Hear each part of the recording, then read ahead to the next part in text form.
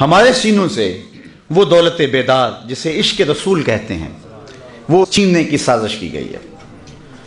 صلیبی جنگوں میں جب ناکامی ہوئی تو کچھ لوگوں نے بیٹھ کے سوچا کہ یہ کیسے لوگ ہیں کہ کسی میدان میں ہم ان کو شکست نہیں دے سکتے، اور اگر کبھی ایسا ہوا بھی کہ کسی عددی برتری کی وجہ سے اور ان کی باہمی کمزوری کی وجہ سے ہم نے ان کو توڑ دیا، تو ہوتا یہ ہے کہ جب جمعیتیں منتشر ہو جاتی ہیں اور قومیں اور قدریں پامال ہوتی ہیں اور قوموں کے اخلاقیات کو بگاڑ دیا جاتا ہے، اور کوئی بھی قوم جب اپنا تشخص قائم نہیں رکھ پاتی تو دوبارہ پنپ نہیں سکتی۔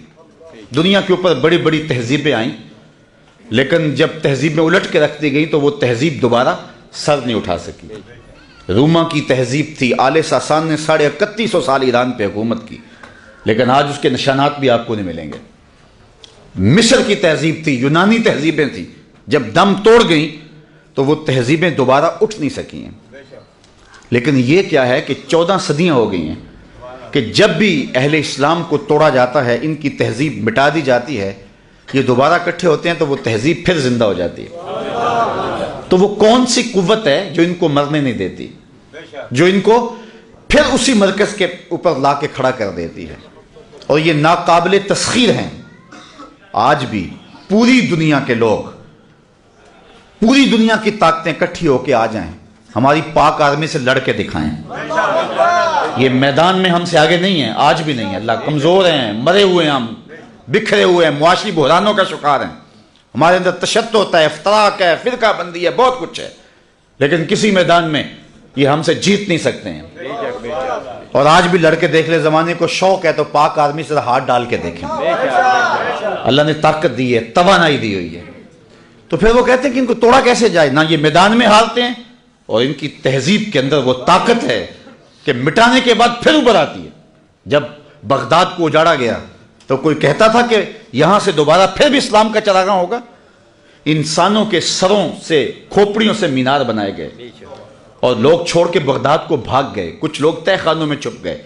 پھر دریا دجلہ کا بند توڑا گیا تو دریا دجلہ کا پانی تہ خانوں میں چلا گیا، 1.25 لاکھ لاشیں ہم نے وہاں سے اٹھائیں، اور پھر ایک متنفس بھی نہیں تھا جو حضور کا نام لیتا ہو۔ وہ روس البلاد، وہ شہروں کی دلہن، اجڑا پڑا تھا، لاشیں پڑی تھیں، اور وہاں منگولوں کا قبضہ تھا، اور وہاں تاتاری دندناتے پھرتے تھے۔ کوئی نہیں کہتا تھا اس بغداد میں دوبارہ بھی اسلام کا چراغ روشن ہوگا، کوئی دیا دوبارہ بھی جلے گا۔ لیکن تاریخ بتاتی ہے کہ پھر ایک منگول شہزادہ اسلام کے دامن میں آتا ہے، اور وہ ارغون خان، جو تلواریں اسلام کو مٹانے کے لیے نکلتی ہیں، وہی تلواریں پھر اسلام کی سربلندی کے لیے میدان میں آتی ہیں، اور اللہ مدد فرماتا ہے، اور پھر وہی بغداد دوبارہ اسلام کا مرکز بنتا ہے۔ اقبال کہتا ہے کہ تو نہ مٹ جائے گا ایران کے مٹ جانے سے، نشائے میں کو غرض نہیں پیمانے سے۔ یہ پیمانے والا دین نہیں ہے، پیمانہ ٹوٹ گیا تو سب کچھ بہ گیا۔ یہ شراب ایسا نشہ ہے، اقبال کہتا ہے، جو اسلام کی شراب میں ناب ہے، جو شراب مستی چڑھانے والی، الست کی مستیاں چڑھانے والی، یہ ایسی شراب ہے، یہ کسی پیمانے کی محتاج نہیں ہے۔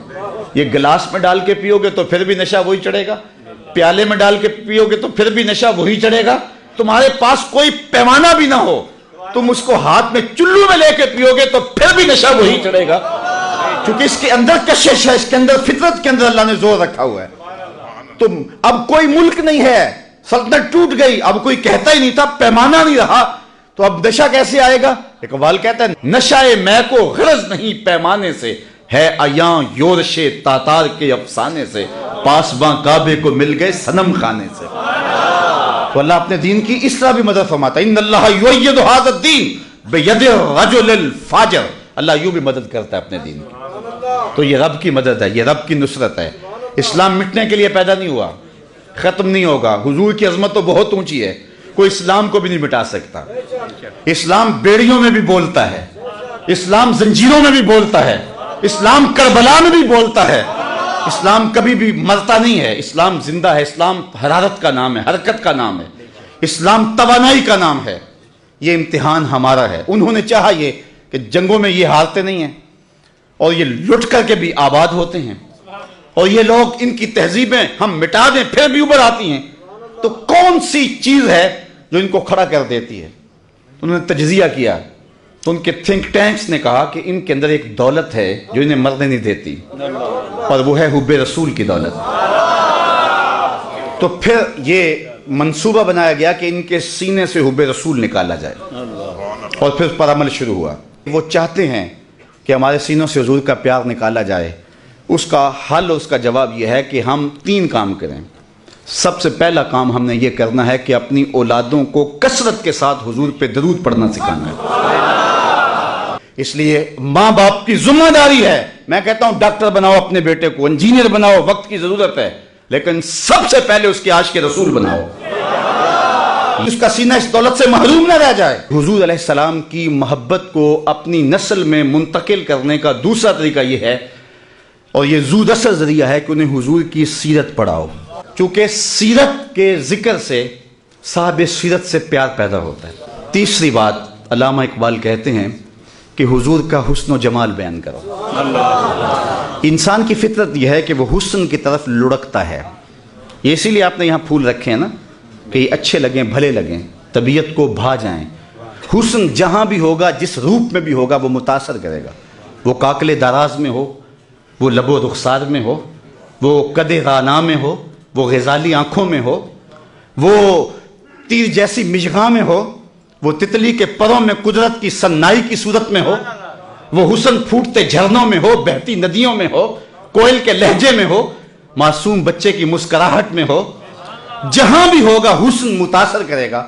اقبال کہتا ہے جب طے شدہ ہے کہ انسان فطرتاً حسن پسند ہے، تو آؤ نہ پھر اس کو اس کی چوکھٹ پہ لے چلے جہاں حسن بھی پانی بھرتا ہے، جہاں عشق بھی غلامی کرتا ہے، اس ماہ خوبہ کی چوکھٹ پہ لے چلیں۔